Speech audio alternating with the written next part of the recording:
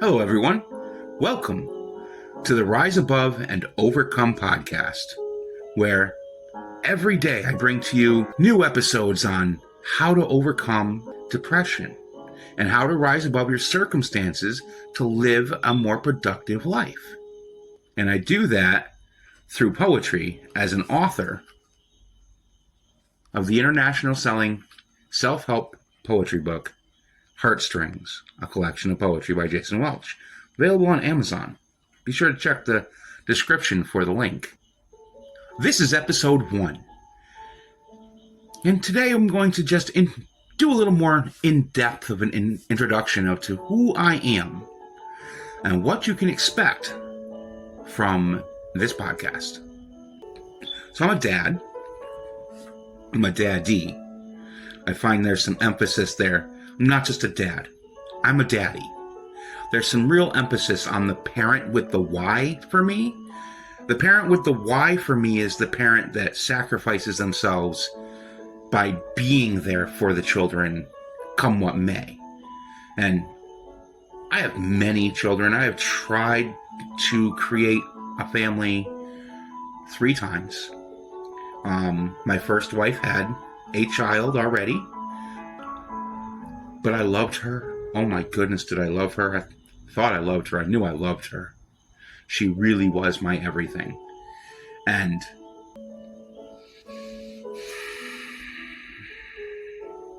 she gave me 2 new babies. She gave me my firstborn son, and she gave me my firstborn daughter. They are now, near 30 years old, and my daughter has made me a grandfather twice over, although I have to ashamedly say I'm not involved in their lives like I want to be.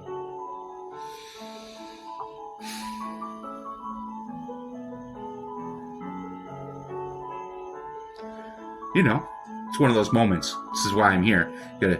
This is how you change your life. I could allow that moment to overwhelm me completely. And I could break down and become depressed, where I lived there for so long because I was a daddy who didn't get to raise his children. That was one major component of why I was suicidally depressed for years, decades even. I'd say I've been suicidally depressed since I was 5. And the first of major abuses happened to me when my now late step-grandfather was sexually molesting me. Then, so that marriage lasted for a decade, and a lot went on there, and ultimately those children got adopted by my aunt and uncle, and they were raised in a good family. My second wife, she gave me 2 sons and a daughter. My daughter just turned 14 today, like on the 27th of August, today. Our middle child turned 17 7 days ago. And our 18-year-old, who will be 19 this November, has moved to North Carolina just days ago to pursue his dreams to work in NASCAR. And I'm so proud, but I'm also so choked up inside because I miss him. And he's far away. And what if he needs me? What if he decides not to come back? You know, I look at the reality of before there was such extended ability to connect with people, we didn't have connection. When a child left the nest, they left, and the odds were that you'd be lucky if you ever saw them again, or even just a couple of times for the rest of your life. So I sit with that in me, and it could destroy me.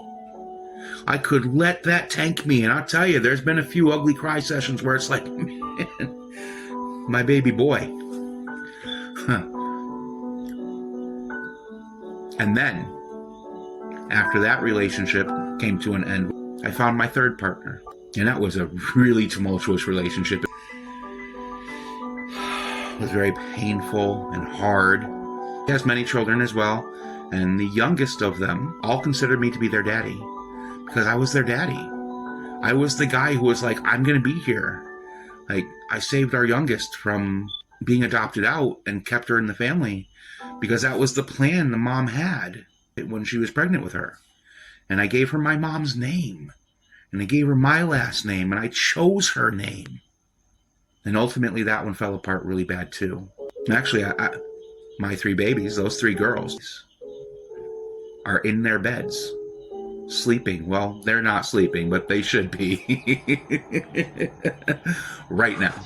They are 10, 12, and 13. The 13-year-old is going to turn 14 in exactly a month from today. That means I have 2 13-year-olds at the same time. If you have been a parent and you've had teenagers and you've hit the 13 button, especially with girls, you know what I'm talking about.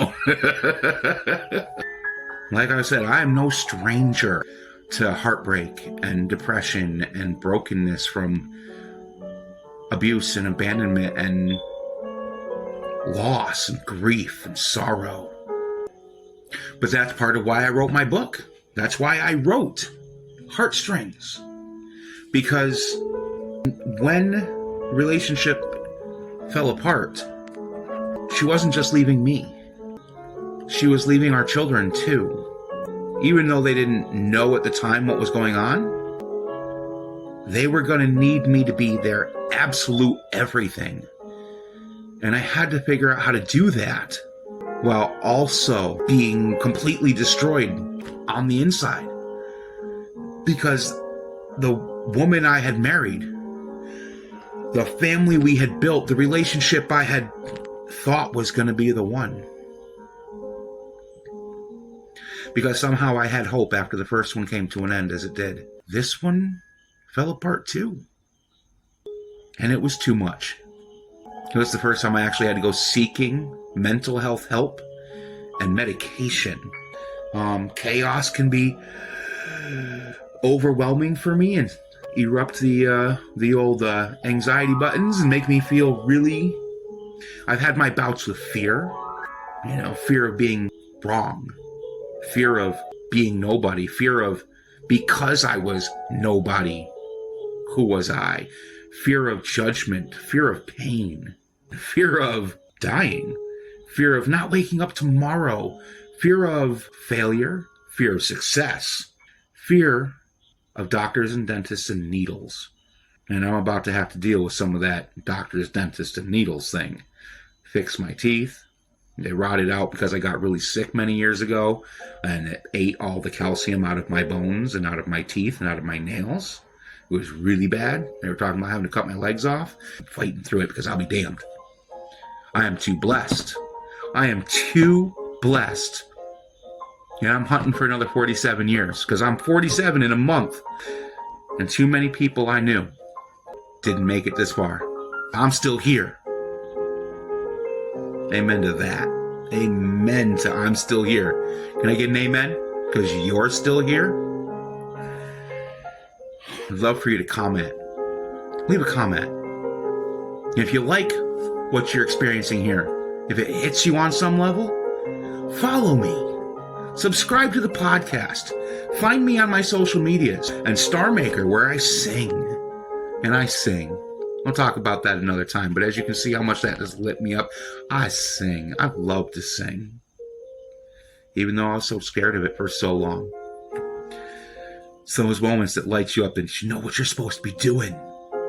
You know that's something you should do. If it lights you up from the inside up like that, my good, something you should be doing. Why not pursue what makes you happy? We spend far too much time pursuing what doesn't. And to that end, I'd like to end today with a reading from my book. And I'm going to tell you a little story. I'm going to read the poem. And if you like it, please share it. If you don't, tell me why. Bet you people don't ask you for that often, do they? Tell me why. All right, so I'm going to start. Remember I talked about having to find the strength to be their everything when my world was falling apart. The first poem I wrote when my relationship fell apart is called For Now. I wrote this on September 14th of 2012, just 7 days before my birthday.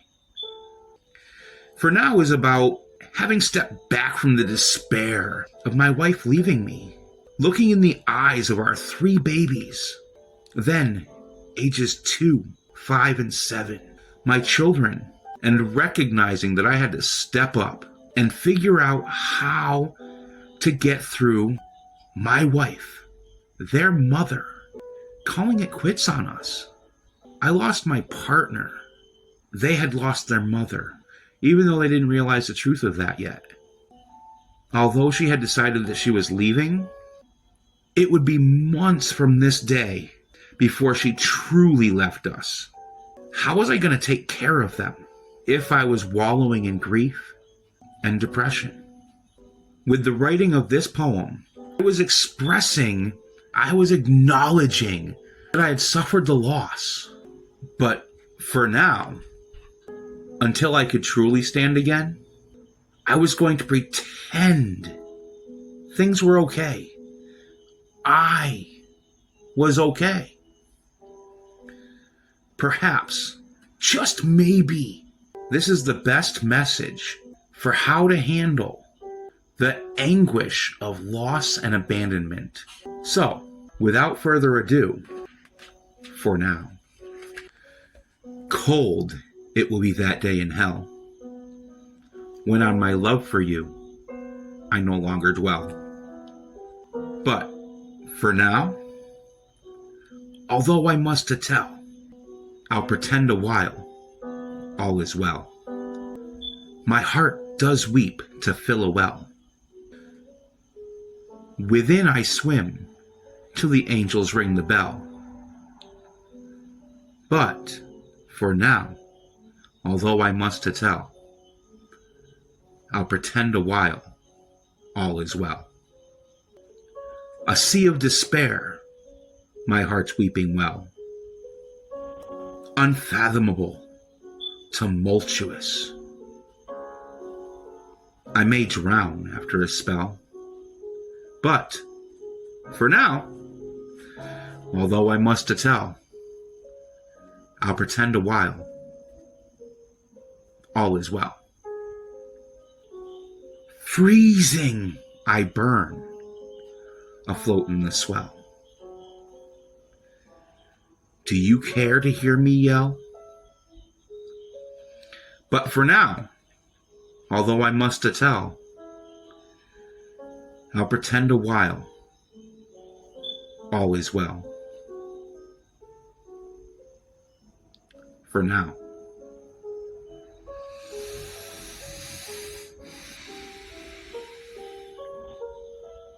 I hope you can feel the power in that. And if it helps you, I'd love to know.